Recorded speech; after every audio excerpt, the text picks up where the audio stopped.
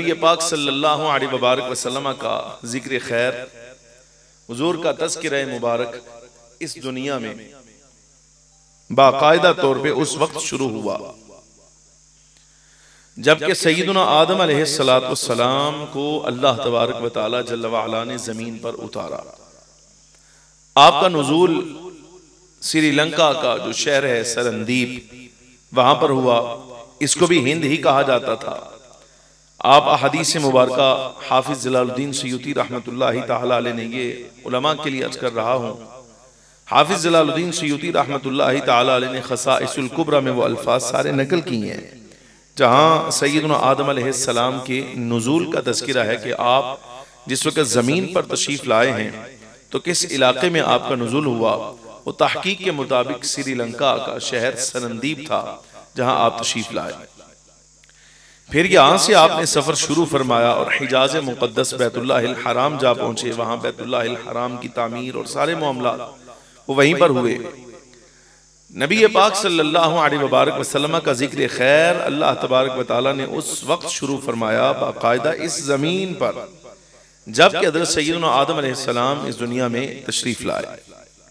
समझने की बात यहाँ ये है कि इमामुल अंबिया सल्लल्लाहु अलैहि वसल्लम का ज़हूर मुबारक इस कायनात में ज़ाहिरी ज़िंदगी के साथ ये तो हुआ सबसे आखिर में, सबसे आखिर में। ये सरकार की शान है, समझिएगा कि ज़हूर के लिहाज से इस कायनात में वजूद मुबारक नबी अलैहिस्सलातु वस्सलाम का सबसे आखिर में आया है। सैयदना आदम अलैहिस्सलाम अव्वल बशर हैं जिन्हें अल्लाह तबारक व तआला ने इस दुनिया में उतारा और यहाँ से निज़ाम आदमियत व इंसानियत आगे बढ़ाया। फ़ख्र आलम सल्लल्लाहु अलैहि वसल्लम अपने ज़ाहिर लिहाज से बेमिसल बशर हैं। आप जैसा बशर भी कोई नहीं, आप जैसा इंसान भी कोई नहीं, लेकिन ज़हूर में सबसे आखिर में आए। शान व आज़मत के लिहाज से देखा जाए तो जिस वक्त सैयदना आदम अलैहिस्सलाम इस जमीन पर तशरीफ लाए थे, सरकार का चर्चा अल्लाह ने उसी जमाने में शुरू फरमा दिया था। जागते रहना, थोड़ा जा और जागते रहना। ये जुमला भी समझना, शायद हो सकता है मैं समझा पाऊं। मैं ये जरूर कह रहा हूं कि इस जमीन पर नबी पाक सल्लल्लाहु अलैहि वसल्लम का चर्चा हजरत आदम अलैहिस्सलाम के यहां तशरीफ लाने से शुरू हुआ। इससे मेरा मकसद हरगिज ये नहीं है कि आप ये समझ बैठे हैं कि सरकार के जिक्र की इब्तिदा ही हजरत आदम के दौर से हुई, ये मेरी मुराद नहीं, बल्कि नबी अलैहिस्सलातु वस्सलाम का जिक्र मुबारक अलल इतलाक देखना चाहो अगर, तो वो तो उस वक्त भी था जबकि अल्लाह तबारक व तआला जल्ल व अला ने वक्त को भी खल्क नहीं फरमाया था। यानी ऐसा वक्त जब वक्त भी नहीं है लेकिन मुस्तफा करीम सल्लल्लाहु अलैहि वसल्लम का जिक्र खैर उस वक्त भी मौजूद था। मता वजबत लकन नबुव्वा या रसूल अल्लाह सल्लल्लाहु अलैहि वसल्लम, आपके लिए इताए नबुव्वत कब साबित हुआ? रब्बुल आलमीन जल्ल व अला ने आपको नबुव्वत कब अता फरमाई?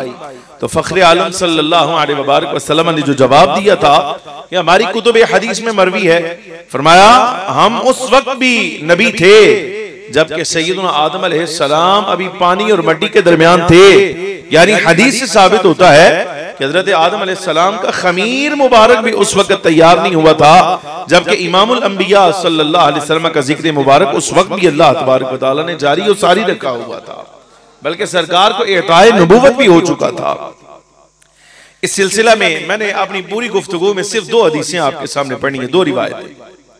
पहली रिवायत पढ़ने लगा हूं, जाहिर है ये मा लहू व मा अलैह, जितना इसका सारा का सारा मा क़ब्ल मा बाद है, जितना सियाक़ो सुबाक़ है वो सारा आएगा। इसमें फिर मसाइल का इस्तेंबात भी होगा, अहकाम भी आपके सामने पेश किए जाएंगे। इसमें अकीदे की दुरुस्तगी भी आएगी और अमल की दुरुस्तगी भी आएगी, इसलिए तवज्जो दरकार है। हमारे यहाँ दरसियात में बेटियां बैठी हैं, ये तो अभी अभी ताजा दरसियात से किताबों से गुजर रही हैं, इन्हें मालूम होगा। अब मुझे मालूम नहीं है, शायद मेरे ख्याल से बेटियों के निसाब में भी नूरुल इदाह तो शामिल है ना मसाइल में जी। बेटियों के निसाब में भी यहाँ हमारे यहाँ किताब पढ़ाई जाती है। ये जो मसाइल मासूरा हैं, इब्तिदाई मसाइल, यानी ये नमाज के बारे में, वुजू के बारे में, तहारत के बारे में, ये जरूरी मसाइल, कुछ मुख्तसर मसाइल साहिबे नूरुल इदाह ने इसके हज के भी इरशाद फरमाए हैं इस किताब में। या हमारे जितने उलमा बैठे हैं ये तो सारे के सारे पढ़ते हैं, बेटियां भी पढ़ती हैं। इस किताब पर हाशिया है अल्लामा शरम बुलाली रहमतुल्लाहि ताला अलैह का अपना जाती मराक़िल फलाह के नाम से किताब हमारे यहाँ पढ़ाई जाती है। इस पर हाशिया भी उसी मुसन्निफ का जिन्होंने ये किताब लिखी, लेकिन उस हाशिये की मजीद वजाहत करने के लिए 10वीं 11वीं सदी हिजरी का बहुत बड़ा आलिम है अपने जमाने का अल्लामा तहतावी रहमतुल्लाह अलैह, ये इन्होंने हाशिया तहतावी के नाम से इसी पर, यानी ये जो किताब हमारे यहाँ दरसियात में पढ़ाई जाती है, इस पर आपने हाशिया लिखा ताकि मजीद उन मसाइल की वजाहत हो जाए, दलाइल आ जाए। इसलिए कि साहिब नूरुल इदाह ने जो किताब मसाइल पर लिखी थी उसमें आपने निरे मसाइल ही जिक्र किए हैं, दलाइल जिक्र नहीं फरमाया। वहां दलील नहीं देते आप, सिर्फ मसला जिक्र फरमाते। मतन आता है, इसकी दलील क्या है, कुरान अजीज की आयत है, हदीस मुबारका है, किसी सहाबी का फरमान है, किसी मुज्तहिद का कौल है, ये आप जिक्र नहीं फरमाते। तो अल्लामा तहतावी रहमतुल्लाहि ताला अलैह ने फिर उस पर मजीद एक हाशिया लिखा। किताबुल आज़ान में आप ये रिवायत लाए, बड़ी खूबसूरत रिवायत है, सुनिएगा। मैं हाशिया तहतावी से, शरफुल मुस्तफा से और इसके अलावा सीरत और तारीख की जितनी किताबें हैं वो सारी की सारी, जहां ये मजमून इकट्ठा मिलता है वो सारा मिलाकर आपके सामने आज कर रहा हूं। है बड़ा बड़ा मीठा मजमून है, समझिएगा इसे जरा। सैयदना आदम अलैहिस्सलाम अभी जन्नत में है, जन्नत 7 आसमानों से ऊपर मौजूद है। यानी ऐसा नहीं है कि क़यामत के बाद जन्नत पैदा की जाएगी, ना, अल्लाह तबारक व तआला जल्ल व अला ने जन्नत 7 आसमानों से ऊपर पैदा फरमा दी हुई है। ये खल्क है, मौजूद है। इसके खिलाफ अगर कोई बंदा नजरिया रखता है तो अहले सुन्नत व जमाअत से उसका कोई ताल्लुक नहीं है, खारिज अहले सुन्नत है वो बंदा। इसलिए कि अस्लाफ का अकीदा यही है कि अल्लाह तबारक व तआला जल्ल व अला ने जन्नत भी पैदा फरमा दी हुई है, जहन्नम भी पैदा फरमा दी हुई है। यह अकीदा अहले सुन्नत है। जन्नत में थे हजरत आदम अलैहिस्सलाम, तो वहां आपने महसूस फरमाया कि कहीं से तस्बीह और हम्द की आवाज आती है, कहीं से तस्बीह और हम्द की आवाज आती है। तस्बीह और हम्द दोनों को मिलाकर पढ़ा जाए तो लफ्जों में उसकी तफसीर जो जलालैन वगैरह के अंदर आप देखेंगे, फसब्बिह बिहम्दि रब्बिक। इसके अलावा और आयात में भी जहां कहीं यह मसला आता है, आपने पढ़ा होगा, जो बेटियां बड़ी क्लासों में या पढ़ के फारिग तहसील हुई हैं उन्होंने भी इस चीज को देखा होगा, जिन आयात में बाकायदा तौर पे ये आता है कि आप ए महबूब करीम सल्लल्लाहु अलैहि वसल्लम अपने रब की पाकी बयान फरमाइए और तारीफ बयान फरमाइए। वो पाकी और तारीफ जिन लफ्जों से बयान करनी है, साहिब तफसीर जलालैन वगैरह जुमला मुहद्दिसीन ने लिखा, मुफस्सिरीन ने फरमाया कि अगर लफ्जों में बयान करना हो तो उसके लिए अल्फाज होंगे सुब्हानल्लाहि व बिहम्दिही। यानी हजरत आदम अलैहिस्सलाम वहां जन्नत में आप जो लफ्ज सुन रहे हैं वो इन कलिमात के साथ हैं, सुब्हानल्लाहि व बिहम्दिही, सुब्हानल्लाहि व बिहम्दिही, सुब्हानल्लाहि व बिहम्दिही। वो आवाज जो हजरत आदम अलैहिस्सलाम ने सुनी है, उस जैसी आवाज तो कायनात में हो ही किसी की नहीं सकती। ये तो बरकत के लिए मैंने आपके सामने सिर्फ जिक्र दोहराया है जो आपने समात फरमाया। आप भी थोड़ा जुबान को हरकत दे ताकि निस्बत हो जाए उस तस्बीह के साथ जो हजरत आदम अलैहिस्सलाम ने जन्नत में महसूस फरमाई। कहो सुब्हानल्लाहि व बिहम्दिही, बोलो भाई बोलो, आवाज कटो यार, सुब्हानल्लाहि व बिहम्दिही, सुब्हानल्लाहि व बिहम्दिही, बोलो भाई सुब्हानल्लाहि व बिहम्दिही। ये सांस भी गवाह होता है, इसलिए जिक्र कराया गया तुमसे। समझ आ रही कि नहीं आ रही? हब्से नफ्स वाला जो जिक्र है वो रात से लेकर सुबह फजर तक होगा। अभी बोलकर जिक्र करना है, यहां सांस भी निकलेगा, साथ जिक्र भी आएगा। बोलो सुब्हानल्लाहि व बिहम्दिही, सुब्हानल्लाहि व बिहम्दिही। आपने ये कलिमात जो है वो वहां जो है वो समात फरमाए हजरत आदम अलैहिस्सलाम। यहां एक मसला समझिएगा जरा, फरिश्ते अल्लाह तबारक व तआला जल्ल व अला की वो मखलूक हैं जिन्हें रब्बुल आलमीन जल्ल व अला ने तुम्हारे साथ हमारे साथ मुंसलिक किया है। उलमा आपको बताते हैं, यह मसला तो आपको भी मालूम होगा कि रोजाना की बुनियाद पे सुबह से लेकर रात तक, रात से सुबह तक आप और मैं जितने अमल करते हैं, बारी ताला जल्ल व अला ने किरामन कातिबीन नाम के 2 फरिश्ते हमारे साथ मुसलसल मुकर्रर फरमा रखे हैं जो पैदाइश से लेके मरने तक उस इंसान के साथ रहते हैं और उसका जुमला नामा अमाल तैयार करते हैं जो रब की बारगाह में पेश किया जाएगा। जो सांस तुम्हारे हलक से बाहर से अंदर गया है, जो अंदर से बाहर आया है, वो हर सांस उन्होंने लिखना है और क़यामत के दिन रब की बारगाह में पेश करना है। जो जो अमल तुमने अपने बातिन में किया है या जाहिर में किया है, रब्बुल आलमीन जल्ल व अला फरमाता है, ला सगीरतन वला कबीरतन इल्ला अहसाहा। जिस वक्त क़यामत का दिन होगा और बंदा मोमिन बारगाह हक में खड़ा किया जाएगा, अल्लाह तबारक व तआला जल्ल व अला पारा नंबर 15 में इरशाद फरमाता है कि वहां जब नामा अमाल खुलेगा तो ना कोई छोटी चीज ऐसी होगी ना कोई बड़ी चीज ऐसी जिसे इन फरिश्तों ने जो है वो कैद तहरीर में न लाया हो, शुमार न किया हो, उसको न लिख लिया हो। ववजदू मा अमिलू हादिरा, और जो कुछ इंसान ने जिंदगी में अमल किए हैं रब्बुल आलमीन जल्ल व अला फरमाता है कि अपने सामने हाजिर पाएगा। उस वक्त ये हाजिर कैसे पाएगा? वो मुसव्वदे की सूरत में आपका मेरा जितने उलमा बैठे हैं, जो मशाइख बैठे हैं, बुजुर्ग बैठे हैं, बेटियां बैठी हैं, माए बहनें बैठी, हर एक का अमल जो भी किया है हर एक सांस के साथ, किरामी क़दर आदरीन, छोटा हो या बड़ा, कुरान अजीज कहता है बंदा मोमिन उस वक्त अपने सामने हाजिर पाएगा। हर शख्स वो अपना अमल सामने देखेगा, मुलाहिजा करेगा और उस वक्त वो कहेगा आए अफसोस इन्हें क्या हुआ, इन्होंने ना कोई छोटा अमल छोड़ा है ना कोई मेरा बड़ा अमल छोड़ा है, हर शय को इन्होंने कैद में रख लिया है, तारीख में कर लिया है, कोई अमल छोड़ा ही नहीं इन्होंने मेरा। ये उस वक्त बंदा हसरत और नदामत के साथ कहेगा।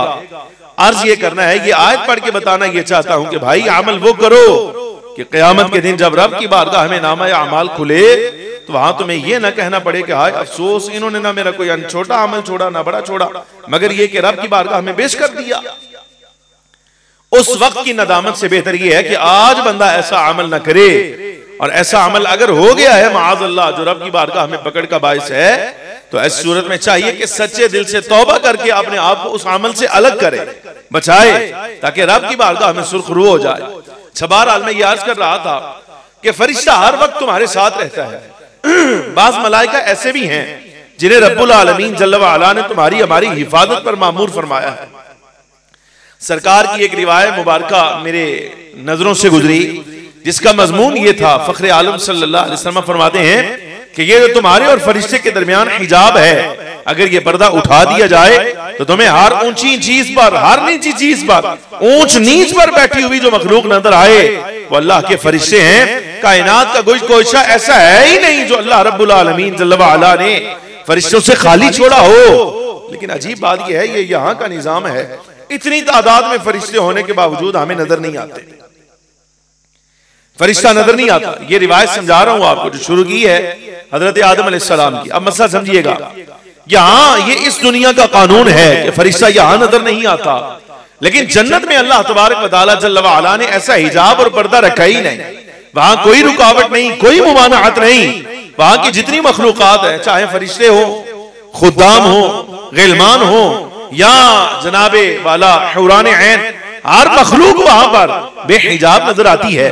सैयदना आदम अलैहिस्सलाम जिस वक्त जन्नत में हैं तो वहां आपने समात फरमाया कि आवाज आती है सुभान अल्लाह व बिहम्दी। अब जन्नत की सारी मखलूक तो मेरी निगाहों के सामने है, जो रब की पाकी वो बयान कर रहे हैं, जो हम्द कर रहे हैं, जो इबादत कर रहे हैं, वो मैं अपनी नजरों से देख भी रहा हूं और कानों से सुन भी रहा हूं। लेकिन सारी कायनात से हटकर ये जो आवाज अलग आती है सुभान अल्लाह व बिहम्दी, इस सदा का कोई जो है वो कायल और मुतकल्लिम नजर नहीं आता। यानी कि सुभान अल्लाह व बिहम्दी की जो आवाज आ रही है, ये कलिमात तो सुनाई दे रहे हैं, लेकिन पढ़ कौन रहा है ये ना नजर आता है ना सामने आता है। ये कौन है? बारगाह हक में अर्ज किया है मेरे मालिक, ये अक्सर मुझे तस्बीह और हम की आवाज आती है। मेरे मालिक ये काहे की आवाज है, ये किस चीज की आवाज है? जवाब सुनना, सैयदना आदम अलैहिस्सलाम को बारगाह हक से ये जवाब दिया गया, फरमाया आदम आपकी सुल्ब में हमने अपने प्यारे महबूब सल्लल्लाहु अलैहि वसल्लम का नूर मुबारक रखा हुआ है। दर हकीकत वो नूर की सूरत में भी होकर हमारी पाकी भी बयान कर रहे हैं और हमारी तारीफ भी बयान कर रहे हैं। जब वो हमारी पाकी और तारीफ बयान करते हैं तो उनका ये कमाल है कि आवाज नूर मुबारक की होती है, कान तुम्हारे होते हैं सुभान अल्लाह व बिहम्दिही की आवाज हमारे महबूब की तुम्हारे कानों में पड़ रही होती है। ये हमारे महबूब हैं, ये जन्नत का मरहला है। अच्छा, एक रिवायत और यहां पर समात फरमाइए, वो भी इसी दर्जा की। अर्ज किया मेरे मालिक, ये अक्सर मैंने देखा है फरिश्ते हाथ बांधे पीछे खड़े रहते हैं। ये भी हाशियत अतावी की बात कि फरिश्ते हाथ बांधे पीछे खड़े रहते हैं। क्यों खलोते रहते की कहते हो अपनी जुबान, क्यों खल देते हैं जी? हाँ, क्यों खलते हैं पीछे, क्यों खलते रहते हैं पीछे? तो बारगाह हक में ये सवाल किया, मालिक क्यों खलते रहते हैं पीछे? तो अल्लाह तबारक व तआला जल्ल व अला की जनाब से फिर वही जवाब आया, फरमाया ताजीम कर दें, ए आदम ताजीम करते हैं तुम्हारी, अदब एहतराम करते हैं। फरमाया मालिक अदब एहतराम करते हैं तो सामने क्यों नहीं आते? ताजीम तो सामने भी हो जाती है, अदब एहतराम तो सामने भी होता है, सामने आके क्यों नहीं करते? बारगाह हक से फिर ये जवाब आया, फरमाया ए प्यारे आदम, जाहिर हाल में ये ताजीम तुम्हारी है, ये तौकीर तुम्हारी है, ये अदब एहतराम जाहिरन तुम्हारा है, लेकिन हकीकतन ये पीछे इसलिए खड़े रहते हैं कि तुम्हारी सुल्ब में हमने अपने महबूब करीम सल्लल्लाहु अलैहि वसल्लम का नूरे पाक रखा है, और ये वो जात है, अगर कायनात में इन्हें भेजना मकसूद ना होता तो हम तो ना जन्नत पैदा फरमाते, ना ये निजाम पैदा करते, हत्ता कि ए आदम हम तुम्हें भी जिंदगी ना बख्शते, तुम्हें भी हमने जिंदगी अता फरमाई है, तो ये सदका इसी नूर का अता फरमाई है, तो इनकी ताजीम के लिए फरिश्ते तुम्हारे पीछे खड़े रहते हैं। फिर अर्ज किया, मेरे मालिक क्या ऐसा मुमकिन नहीं है कि ये जो ताजीम करने वाले हैं कि सामने आ जाएं, और ये जो नूर मुबारक सुल्ब में है अगर ताजीम के लायक चीज है तो फिर पीछे तो ये भी नहीं होनी चाहिए। मालिक ये मेहरबानी फरमाना कि ये नूर मुबारक जो है यहाँ मेरी सुल्ब से निकाल लिया जाए और किसी ऐसे औज़ में रखा जाए कि सामने आ जाए, ताजीम करने वाले भी सामने आ जाए। ऐसा मुमकिन है? फरमाया क्यों नहीं, बिल्कुल मुमकिन है। अब रब्बुल आलमीन जल्ल व अला ने वो नूर मुबारक नबी पाक सल्लल्लाहु अलैहि वसल्लम का हजरत आदम अलैहिस्सलाम की सुल्ब से निकाला और यहाँ से निकालकर आपकी पेशानी मुबारक में वदियत फरमाया। अब नूर मुबारक जो है वो जाहिर नजर भी आता है, वो पहले जो तस्बीह और हम की आवाज सुल्ब से आया करती थी अब वो यहाँ से आ रही है पेशानी से, यानी अब नूर मुबारक सारी कायनात को, जुमला मखलूकात जन्नत को नजर भी आ रहा है। सैयदना आदम अलैहिस्सलाम को वो तस्बीह और हम की आवाज भी आ रही है। इस पर तीसरा सवाल बारगाह हक में अर्ज किया, मेरे मालिक ठीक हो गया कि नूर मुबारक सामने आ गया, ताजीम करने वाले भी सामने आ गए हैं, लेकिन अभी भी एक मसला ये है कि सबको नजर आता है, जो ताजीम करने वाले फरिश्ते हैं वो भी देखते हैं, हुरान ऐन देखना चाहें तो वो भी देखती हैं, गिलमान देखना चाहें वो भी देखते हैं, खुद्दाम भी इस नूर मुबारक को देखते हैं, लेकिन चूंकि अभी भी मेरी पेशानी से ऊपर है तो मुझे तो नजर नहीं आता। क्या ऐसा मुमकिन नहीं है कि इस नूर पाक को मेरे किसी ऐसे औज़ में मुंतकिल कर दिया जाए जहां ये नूर मुबारक मुझे भी नजर आए? फरमाया आदम क्यों मुमकिन नहीं है? तो अल्लाह तबारक व तआला जल्ल व अला ने हजरत आदम अलैहिस्सलाम की पेशानी से ये नूर पाक निकाला। दो रिवायत, एक रिवायत के मुताबिक हजरत आदम अलैहिस्सलाम की ये जो अंगुश्ते शहादत है इसमें रखा। अब चूंकि हजरत आदम अलैहिस्सलाम की अंगुश्ते शहादत में इमामुल अंबिया सल्लल्लाहु अलैहि वसल्लम का नूर मुबारक कुछ लम्हात के लिए रखा गया है, तो अलामत अतावी रहमतुल्लाह अलैह ने लिखा, भाई आपकी नस्ल में आने वाले हर फर्द का जिस तरह ज़ाहिरी जिस्म के लिहाज से बाज आज़ा इज्जत वाले हैं, पेशानी इज्जत वाली है, जुबान इज्जत वाली है, निगाह इज्जत वाली है, तो जिस वक्त हम आज़ा में देखते हैं तो अल्लाह तबारक व तआला जल्ल व अला ने हाथों की 10 उंगलियों में से अंगुश्ते शहादत को इज्जत का मकाम इसलिए दिया है कि आदम अव्वल यानी हजरत सैयदना आदम अलैहिस्सलाम की इसी अंगुश्ते मुबारक में अल्लाह तबारक व तआला जल्ल व अला ने मुस्तफा करीम अलैहिस्सलातु वस्सलाम का नूरे पाक कुछ देर के लिए वदीअत फरमाया। अब नबी अलैहिस्सलातु वस्सलाम ने कुछ देर यहाँ क़याम किया है, तो बारी ताला भी यही पसंद फरमाता है कि जब तुम रब की तौहीद बयान करना चाहो जुबान से बयान करो, और अगर आज़ा से इजहार करना चाहो तो वो उंगली रब की बारगाह में पेश करो जहां मुस्तफा करीम का नूर मुबारक जो है वो रह चुका है और जिसे निस्बत मुस्तफा करीम को हो चुकी है। ये नबी अलैहिस्सलातु वस्सलाम, तो उर्दू समझ आती है कि नहीं आती? चलो शुक्र है, यही बात अच्छी है कि ना साडा जिगर पिघल जाए तो नाल गल्लां कर करके जिगर अपना ऊंचा हो जाए ते आप नु फर्क ही कोई ना पवे। बात समझ आनी चाहिए ना, ताकि अकीदा मजबूत होए, बात मजबूत हो।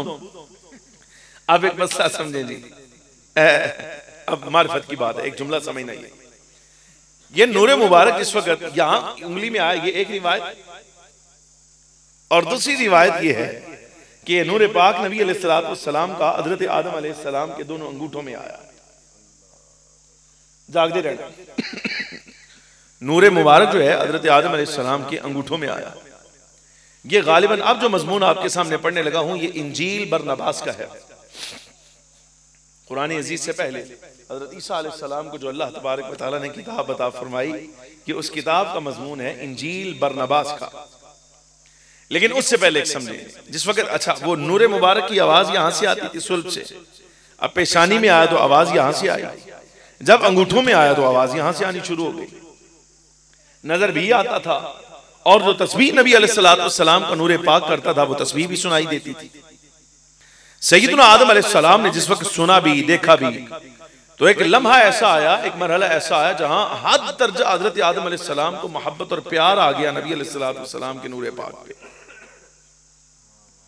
हद दर्जा प्यार आया। क्यों यारा, अभी जाहिर वजूद है ही नहीं, सरे अनवर अभी नहीं है, जुबान मुबारक अभी नहीं है, आंखें नहीं हैं, कान नहीं हैं, दंदान मुबारक, लबाए मुबारक कुछ नहीं है, जाहिरी जिस्म तो जाहिर है उस वक्त होना है जब सरकार इस दुनिया में आएंगे। भाई अभी तो हजरत आदम खुद इस दुनिया में नहीं आए, अभी आप जन्नत में हैं, तो नबी पाक सल्लल्लाहु अलैहि वसल्लम तो इरादा इलाहिया के मुताबिक इस दुनिया में हुजूर ने तो सबसे आखिर में आना था। अब आप अंदाजा फरमाइए कि नूर मुबारक की सूरत में भी नबी पाक सल्लल्लाहु अलैहि वसल्लम की शान मुबारक ऐसी है कि सरकार नूर मुबारक की सूरत में है, तो वहां भी तस्बीह और हम्द की आवाज आ रही है, तो बड़ा प्यार आया।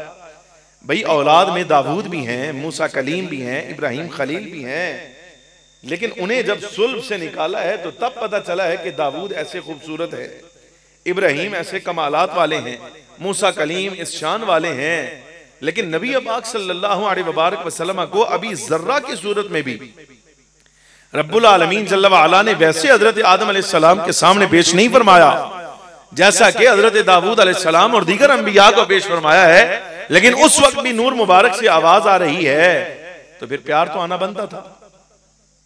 समझ आ रही कि नहीं यार? भाई मोहब्बत का इजहार तो बनता था ना। लेकिन अच्छा एक रिवायत और समात फरमाइए यहां पर, ये अब वजाहत मैं करने लगा हूं इस रिवायत। प्यार और मोहब्बत आने का सबब जो था ना, असल वो जिक्र था जो नबी अलैहिस्सलाम की जुबान मुबारक से जारी हो रहा था। हाजिर रहना, अज़कार बहुत सारे आप भी पढ़ते होंगे, अल्लाहु अकबर अल्लाहु अकबर, ला इलाहा इल्लल्लाहु अल्लाहु अकबर अल्लाहु अकबर वलिल्लाहिल हम्द जिक्र है, ला इलाहा इल्लल्लाहु वहदहु ला शरीका लहु लहुल मुल्क व लहुल हम्द व हुवा अला कुल्लि शैइन कदीर जिक्र है। और भी इसके अलावा बहुत सारे अज़कार हैं, बहुत सारे औराद हैं, ज़ाइफ हैं, ला हौला वला कुव्वता इल्ला बिल्लाहिल अलीय्यिल अज़ीम, यानी भाई जिस लफ्ज के साथ भी तुम बारी ताला की शान का इजहार करो वो जिक्र है, औराद और वज़ाइफ हैं। लेकिन हजरत आदम अलैहिस्सलाम को जो प्यार आया है ना जिस वजह से, जानी वो बात बहुत बड़ी, इसलिए कि वो सारे अज़कार जो तुम्हें इस वक्त आते हैं वो सरकार दो आलम सल्लल्लाहु अलैहि वसल्लम को भी आते थे, लेकिन इन सारे औराद और वज़ाइफ में से नबी पाक सल्लल्लाहु अलैहि वसल्लम के नूर पाक ने उस वक्त जबकि अभी आप नूर मुबारक की सूरत में हैं, जिस वजीफे का इंतखाब फरमाया रब की पाकी बयान करने के लिए, वो था सुभान अल्लाह व बिहम्दिही। इतने अज़कार छोड़कर इसका इंतखाब क्यों किया है भाइयों? इतने अज़कार छोड़कर इस जिक्र का इंतखाब क्यों किया? अब ये मैं आपके सामने वजाहत करने लगा हूं, मसला समझना जरा। सैयदना आदम अलैहिस्सलाम से जमाना जिस वक्त आगे चला, नबी अलैहिस्सलाम तो जाहिर है सबसे आखिर में आना था, मसला समझना, थोड़ी बारीकी वाली बात है ये। दौरे नूह में बाकायदा तौर पे लोगों ने, कुफार ने, मुशरिकीन ने शिर्क शुरू किया। अब वो शिर्क भी ऐसा ठहरा, आप अंदाजा कीजिए, एक दौर आया यहूद के जमाने में हजरत उज़ैर अलैहिस्सलाम जबकि आप इस दुनिया में तशरीफ लाए, आपका एक मोजज़ा और कमाल कुरान अजीज ने भी बयान किया। जब यहूदियों ने वो मोजज़ा देखा तो उन्होंने कहा वक़ालतिल यहूद उज़ैर इब्नुल्लाह, उज़ैर अल्लाह के बेटे हैं। नसरानियों ने जिस वक्त हजरत ईसा अलैहिस्सलाम के कमालात देखे तो उन्होंने कहा हजरत ईसा अलैहिस्सलाम के बारे में कि हजरत ईसा अल्लाह के बेटे हैं। यहूदियों ने कहा कि हजरत उज़ैर अल्लाह के बेटे हैं। नसरानियों ने एक जुमला हजरत सईदा मरियम को लेकर यह कहा कि आप अल्लाह की ज़ौजा हैं, रब की आलिया हैं, अल्लाह की बीवी हैं। जब दौरे जाहिलियत आया, नबी अलैहिस्सलाम की बेइज्जत से पहले का दौर, तो यहां कुफारे मक्का ने नारा मार दिया, उन्होंने कहा फरिश्ते अल्लाह की बेटियां हैं। हालांकि हक बात वो है जो तुम्हें भी याद है, हमें भी वही सबक पढ़ाया गया बचपन से लेके आज तक, नमाजों में, अजानों में, नमाजों में, अज़कार में हम वो जिक्र जो है वो करते रहते हैं। वो क्या है? वो इस चीज का इजहार है, अजानों में नहीं बाकी अज़कार में। भाई लम यलिद वलम यूलद, हमारा रब तो वो है ना, वो किसी की औलाद है ना उसकी कोई औलाद है। बदीउस समावाति वल अर्द अन्ना यकूनु लहू वलदुम वलम तकुल लहू साहिबा, अल्लाह की ये शान नहीं है कि उसकी कोई अहलिया हो, उसकी जौजा हो, इसलिए कि औलाद होना, बेटे होना, बेटियां होना, जौजा होना, ये तो सारी की सारी मोहताजगी की अलामत होती है। और अकीदा ये है कि जो मोहताज हो वो खुदा नहीं होता, और जो खुदा हो वो मोहताज नहीं होता। जो मोहताज है वो खुदा नहीं होता, जो खुदा हो वो मोहताज नहीं होता। तो जो अकीदा के मुताबिक हक बात यह है कि बारी ताला जल्ल व अला की ना औलाद है, ना उसको अहलिया और जोजा बीवी की जरूरत है, मालिक की ये शान ही नहीं। अच्छा, आप मिसाल के तौर पे जिस वक्त आप रब की शान को बयान करना चाहें, तौहीद बयान करना चाहें इनके मुकाबला में, तो सारी कायनात में अल्लाह तबारक व तआला ने लफ्जों में जितनी सिफात अल्लाह तबारक व तआला की हैं, जब आप रब की पाकी बयान करना चाहें कि वो औलाद बनाने से पाक है, वो बीवी से पाक है, जौजा से पाक है, उसकी अहलिया नहीं है, हो ही नहीं सकती, उसको जरूरत ही नहीं है, और जनाबे वाला ऐसे ही उसको बेटों की जरूरत नहीं, बेटियों की जरूरत नहीं। जब आप रब की इस पाकी को बयान करना चाहें तो अल्लाह तबारक व तआला ने अपने अस्मा में से सबसे बड़ा इस्म शरीफ जो अपनी पाकी को बयान करने के लिए जाहिर फरमाया है वो लफ्ज सुभान है। अपनी पाकी को जाहिर करने के लिए सुभान का माना ही ये है कि वो जात जो कायनात के हर तरह के ऐब से पाक है, वहां ऐब का शुबा भी नहीं हो सकता, जर्रा भी नहीं हो सकता। रब की तौहीद और पाकी को बयान करना चाहें, आप कहेंगे सुभान अल्लाह, मेरा अल्लाह पाक है। जिस रब का मैं मानने वाला हूं, जिसको मैं इलाह मानता हूं, वो सुभान है, वो पाक है। और ये भी तजर्बा वाली बात है, जो हर ऐब से, हर नक्स से, हर शुबा से पाक हो, जहां ऐब हो ही ना, तो बताओ फिर उससे बढ़कर तारीफ के लायक कोई और हो सकता है भला? अब ये है, जब सबसे बढ़कर पाक वो है और जो सबसे ज्यादा पाक हो, तारीफ के लायक जात भी वही है, तो नबी पाक सल्लल्लाहु अलैहि वसल्लम ने जिस जिक्र का इंतखाब फरमाया वो ये कि सरकार ने आना था सबसे आखिर में। हजरत उज़ैर अलैहिस्सलाम को लेकर ये जुमला पहले कह दिया गया, हजरत ईसा को लेकर जुमला पहले कह दिया गया, सैयदा मरियम को लेकर वो जुमला जो है वो बेअदबी का, रब की बेअदबी का पहले कह दिया गया, फरिश्तों को अल्लाह की बेटियां हुजूर के आने से पहले कहा गया। जब सरकार ने सबसे आखिर में आना था तो महबूब करीम सल्लल्लाहु अलैहि वसल्लम को रब ने भेजा ही इसलिए कायनात में। सरकार के मकासद में से एक मकसद ये था कि हमने रब की पाकी ऐसी बयान कर देनी है कि उसके बाद जाते बारी ताला जल्ल व अला में को शक करने वाला ही ना रह जाएगा। ऐसी पाकी हुजूर ने बयान करनी है। अब वो कैसे होनी थी? यानी इस दुनिया में भी आकर रब की पाकी को बयान करने के लिए जो नारा अल्लाह तबारक व तआला ने सरकार को देना था वो यही नारा था, सुभान अल्लाह व बिहम्दी, मेरा अल्लाह पाक है, वो सब तारीफ के लायक है। मुस्तफा करीम को अल्लाह ने ये शान अता फरमाई, जो काम आपने इस दुनिया में आकर करना था वो आपने हजरत आदम अलैहिस्सलाम की सुल्ब में थे तभी से शुरू फरमा दिया। पेशानी में आए वहां भी जारी रखा, यहां अंगूठों में आए यहां भी जारी रखा। अब सैयदना आदम अलैहिस्सलाम को यह मसला है समझने का, ये सारी बात समझने के बाद अब समझिए रिवायत।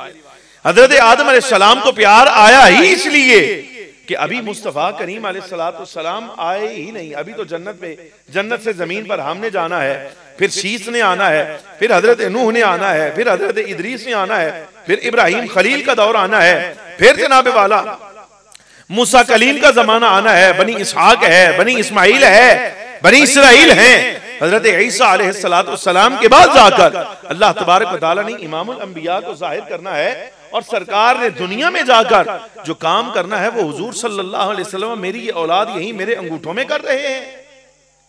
जिस वक्त आपने इस शय को महसूस फरमाया तो आपको प्यार आया। आप रिवायत के लफ्ज सुनना जरा। हजरत आदम अलैहिस्सलाम ने जिस वक्त देखा कि अंगूठों से भी आवाज आ रही है नूरे पाक से, सुभान अल्लाह व बिहम्दी, तो प्यार आया। उस प्यार के इजहार के लिए आपने जो इकदाम किया वो इकदाम ये था कि आपने दोनों अंगूठों को अपने लब पर रखा और चूम कर आंखों से लगाकर बोसा देकर सारी कायनात के लिए आपने ये तरीका जारी कर दिया कि आज भी अगर मुस्तफा करीम के साथ मोहब्बत का इजहार करना चाहे, जबकि सरकार हमारी निगाहों के सामने नहीं, नाम आ जाए तो हम भी यही करते हैं कि अंगूठे चूम कर आंखों से लगाते हैं ताकि वो तरीका जारी हो जाए जो हजरत आदम अलैहिस्सलाम ने करके दिखाया था,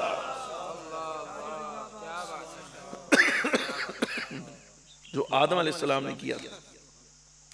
जुमला बड़ा काबिल गौर है, समझने के लायक है, अकीदे की बात है। एक रिवायत मुकम्मल हो गई मेरी, एक रिवायत पूरी हुई। जुमला बड़ा काबिल गौर है, वो ये भाई अंगूठे चूमना तरीका है बाप का, अंगूठे चूमना तरीका है बाप का।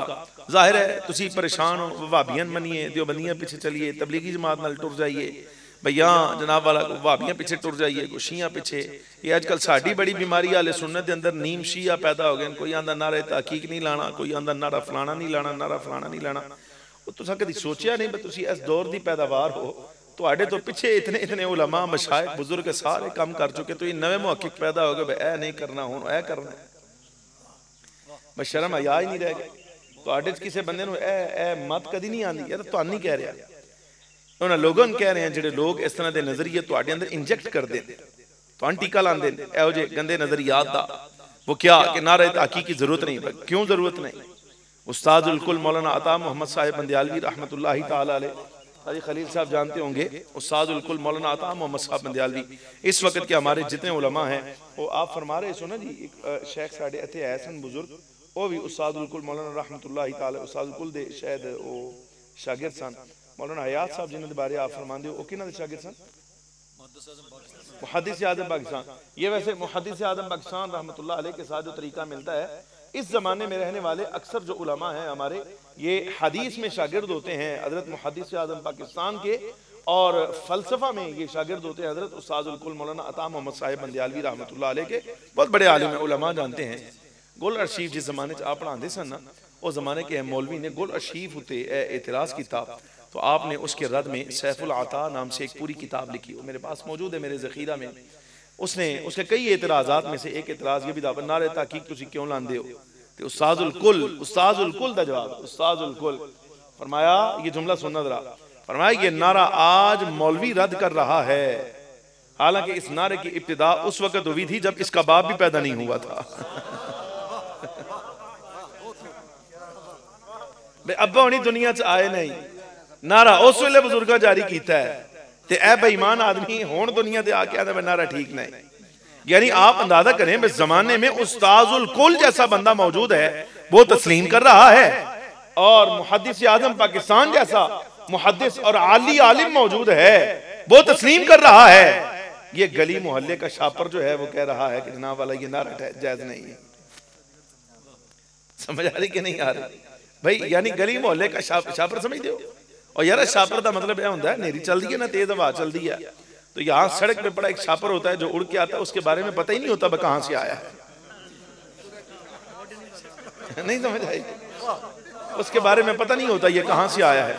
भाई जिनके चाहने वाले मानने वाले शागिर्द भी थे, वो खुद आलिम थे, आगे उनके शागिर्द भी आलिम, उनके चाहने वाले मानने वाले नारा लगा भी गए, तस्लीम भी कर गए, तो शापर आंदे ने नारा जायज ही नहीं। नहीं समझ आ रही है? इस वास्ते नवे नवे नजरियात नहीं। बहरहाल मैं अर्ज कर रहा था, ये जो हमारे यहाँ नए नए नजरियात जो है ना वो अब जारी किए जाते हैं। अब मसला समझिएगा, उन नए मसाइल में से एक मसला ये भी है, अंगूठे चुम्बन नाल की हुंदा? नहीं समझ आ रही? अंगूठे चुम्बन नाल की हुंदा? देवबंदियां दा एक मौलवी है मंजूर बैंगन, वो हाँ जी, वो नहीं वो मैंगल है ना, वो आप ही आंदा, मैं नहीं कह रहा जी, वो आप आंदा है। देखकर तस्दीक हो गई, सुभान। गलत गल करने की आदि ही नहीं जी असी, अल्हम्दुलिल्लाह। गल वो करी दी है जिहदे बारे मसलन साबित करना पै जाए ना, तो रोला ना बने। इस मसनद का जिस पर आपने बिठाया ना, इसका तकाजा ये है, हम ये सोच कर बोलते हैं, जो जुमला कहना है कि अगर साइल कोई बंदा खड़ा हो जाए सवाल करने वाला, तो ऐसा ना हो कि उसको हम ये कहें भाई हमें इसका जवाब नहीं आता ना। हमारा तकरीर का मेयार ही है, जुमला कहना ही वो है जो साबित हो। जो बात साबित ना हो, जिसका जवाब ना दे सके, वो अपनी जुबान से निकालते ही नहीं हम। ये तरीका कार है हमारी गुफ्तगू का। या रसूलुल्लाह सल्लल्लाहु अलैहि वसल्लम। वैसे वो बलोच है, वो, लेकिन वो अपने आप मैंगल लिखता है, को बरादरी का नाम होगा, मैंगल बरादरी, वो खुद अपने नाम के साथ शुक्रिया मरासी किस्म दा मौलवी, वो आंदा है कि बैंगन मैंगल बर वजने बैंगन, और आगे जड़ी उन्हें इस्तेमाल दसे है ओ मैं मादर चाहना ओ उधार रखो इंशाअल्लाह ताला को निजी मजलिस होएगी, फिर तुहानू कारी तमजीद साहब दे लफ्ज़ां सुना छड़ांगे। ओ बड़ी बड़ी अजीब बात है। देखो शेखुल हदीस मनसब का आदमी है, ऐसी गलीज गुफ्तगू करे। अच्छा, उसको मैंने सुना, वो वैसे है साहिब इल्म है, यानी इतना कि अल्फाज उसको आ गए हैं, उसकी जुबान पर ना अल्फाज जारी हो गए हैं। मौलवी अक्सर ऐसे होते हैं कि जिनकी जुबान पर अल्फाज जारी होते हैं, लफ्ज उन्हें हिफ्ज होते हैं, लेकिन जो इल्म उन्हें हिफ्ज होता है उस पर उनका अमल नहीं होता। मेरे आका हुजूर दस्तगीर आलम शहंशाह बगदाद रदियल्लाहु अन्हु फरमाते हैं, आपने फरमाया कि इल्म अमल के लिए होता है, हिफ्ज और सुनाने के लिए नहीं हुआ करता। ये इसलिए नहीं होता कि लोगों को सुना दिया जाए ना, ये खुद अमल करने के लिए होता है। और जब बंदा अमल करके इल्म पर लोगों को सुनाता है तो उसकी बात ही अलग हुआ करती है, फिर वो दिल में उतरता है। अच्छा, बहरहाल वो मैं उसको सुन रहा था, मरासी मौलवी आंदा है, कहता है ये अंगूठा तो नजस होता है, इसको चूम कर तुम कैसी मोहब्बत का इजहार करोगे। यानी उसके कहने का मतलब है कि आप इस्तिंजा खाने में जाते हैं, वहाँ जो है वो इस्तिंजा करते हैं इसी हाथ के साथ, तो ये बाद में आके तुम इसी को चूमते हो, तो ये अंगूठा अगर तुमने चूना है तो इससे तुमने कौन सा मोहब्बत का इजहार किया है। मैं कहा मौलवी बेईमान आदमी, तू शेखुल हदीस हो गया, अन्नी दिया तू आना मैं 1800 बंदा मेरे को पढ़ता है, वो छवला तो शेखुल हदीस है, इतनी बात बता कि ये अंगूठा वुजू के बावजूद भी नापाक ही रहता है। कहता हाँ जी फिर भी नापाक रहता है। कहता हाँ जी फिर भी नापाक है, यानी वुजू के बावजूद भी नापाक ही रहेगा। अरे आप अंगूठे चूमने, इतनी गैरत हमीयत तो हमें भी है, बस सरकार का नाम लेकर चूमना है, जब तक इनको पाक नहीं कर लेते उस वक्त तक कैसे करेंगे भाई। इतना अदब एहतराम तो हमें भी है बिहम्दिल्लाहि ताला।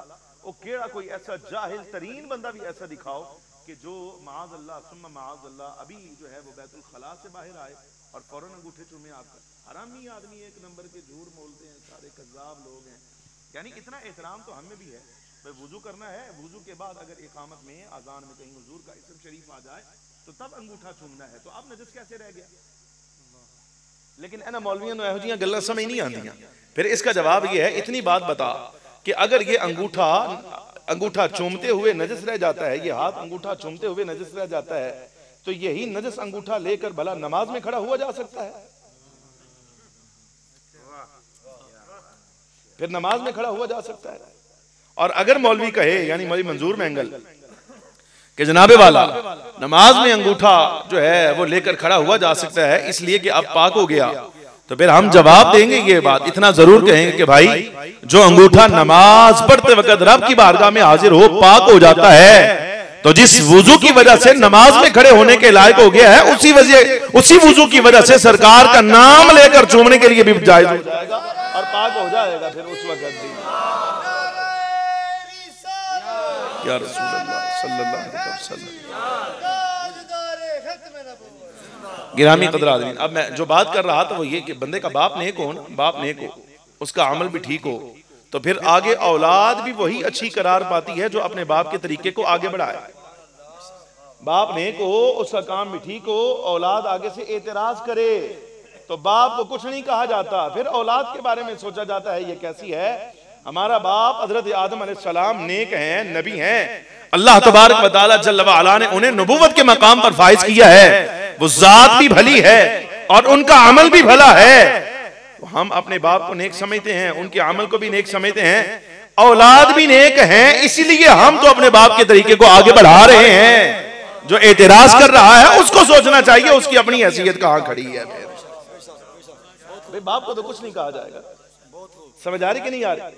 अच्छा, एक रिवायत और सुनिए। अब मैं इस पर ना वो कलाम नहीं करूंगा जैसे अभी इस रिवायत पर किया है, वक्त काफी हो गया, नमाज असर भी रह दिया, दुआ भी है, सारे मामला।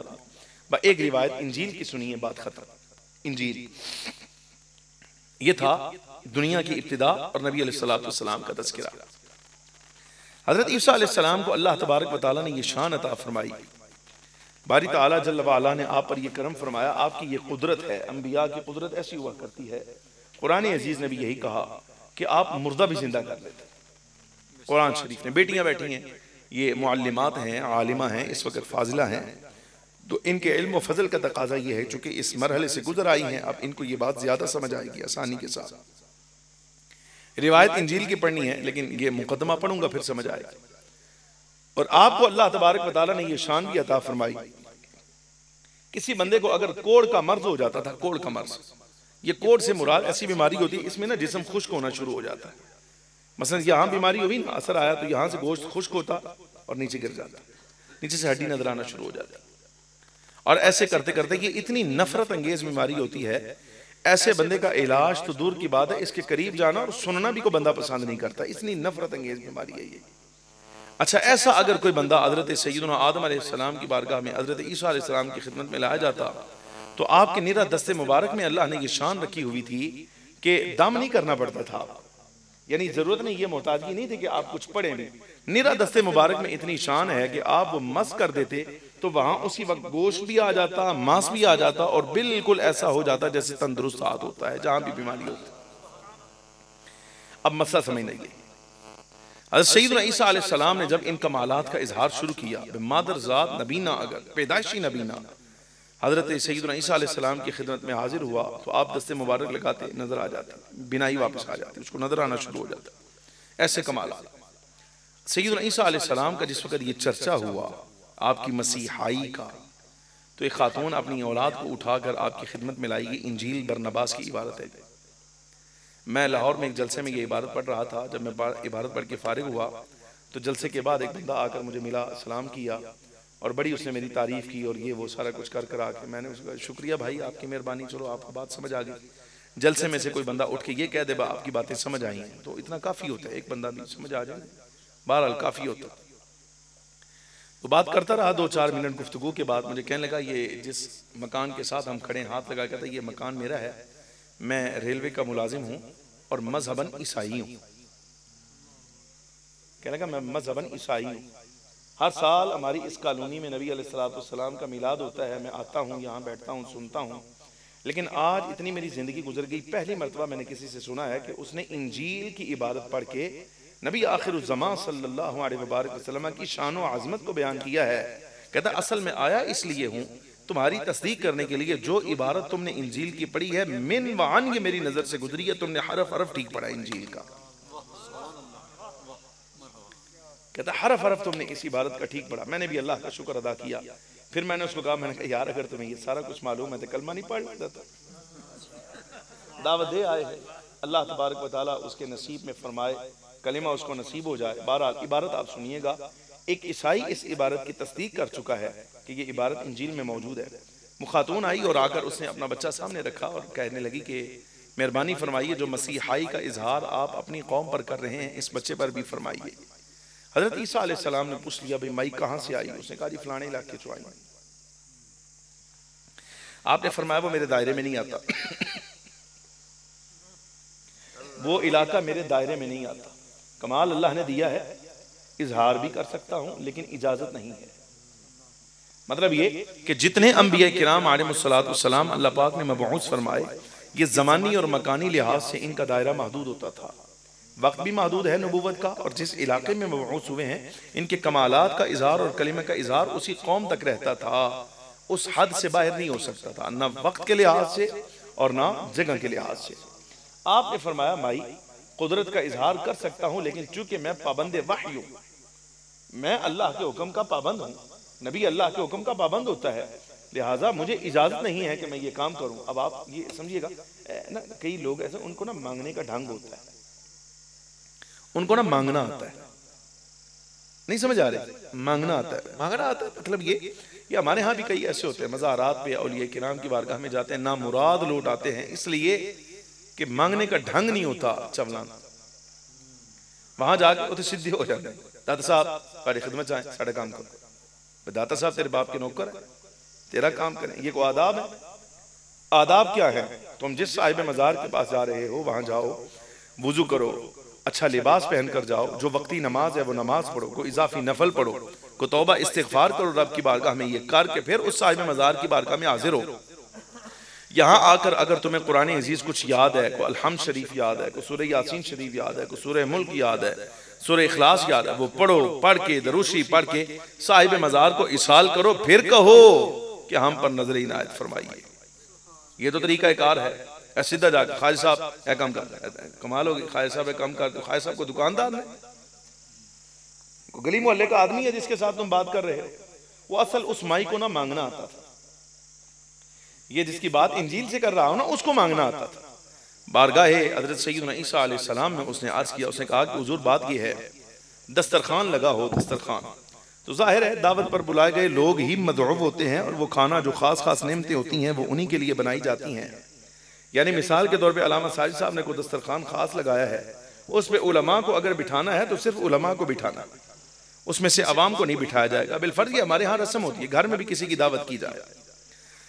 लेकिन माई ने कहा कि वो तरह तरह की नेमतें जिस वक्त मतलूबा लोग जो हैं, मकसूद लोग जिनको बुलाया गया है, जिस वक्त वो नेमत इस्तेमाल कर लें, तो दस्तरखान पे जो बचा कुचा खाना होता है वो तो फकीरों को दे दिया जाता है। फिर ये नहीं देखा जाता कि ये मांगने वाला कौन है और कहां से आया है। समझ आ रही कि नहीं, ये मांगने वाला कहां से आया है। तो जुमला सुनना माई का, उसको मांगने का ढंग था।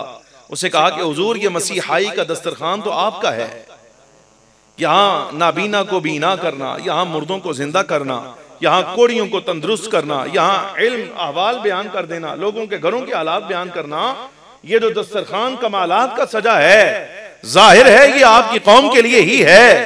लेकिन जिस तरह बड़ी दावत पर बुलाए गए लोग खाकर चले जाएं, बचा कुचा जो है वो मांगने वाले किसी फकीर को दे दिया जाता है, तो अपनी कौम पर जो मसीहाई आप कर रहे हैं उसमें से को बची कुची मेरे पर कर दे।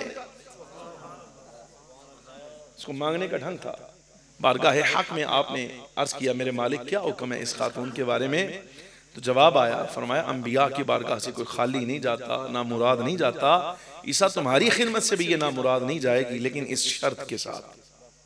शर्त ये है कि पहले ये ऐलान करो, आज सारी अपनी उम्मत को जमा करो, सब नसरानियों को सामने बिठाओ, सारी कौम को जमा करके पूरे जमाने पर ऐलान करो कि हजरत आदम से मैं ईसा तक अल्लाह तबारक व तआला ने जितने अंबिया मबऊस फरमाए हैं, ये ज़मानी मकानी हर लिहाज से नबूवत में ये महदूद हुए हैं।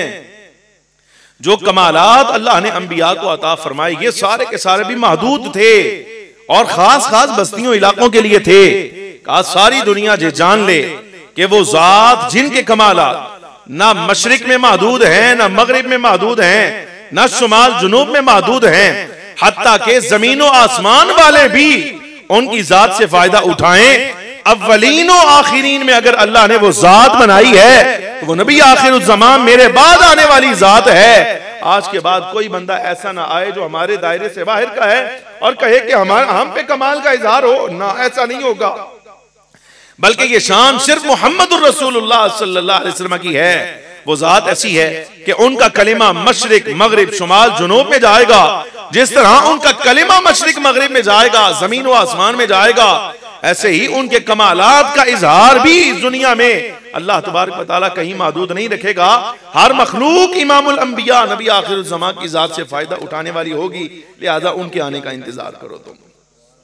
गिरामी क़दर ज़माना हज़रत आदम अलैहिस्सलाम का हो या हज़रत ईसा अलैहिस्सलाम का, या दरमियान में आने वाले जितने अंबिया किराम अलैहिमुस्सलाम हैं, यानी हुजूर जब नहीं आए थे तब भी अल्लाह तबारक व तआला ने सरकार दो आलम सल्लल्लाहु अलैहि वसल्लम की शानों का इजहार करवाया।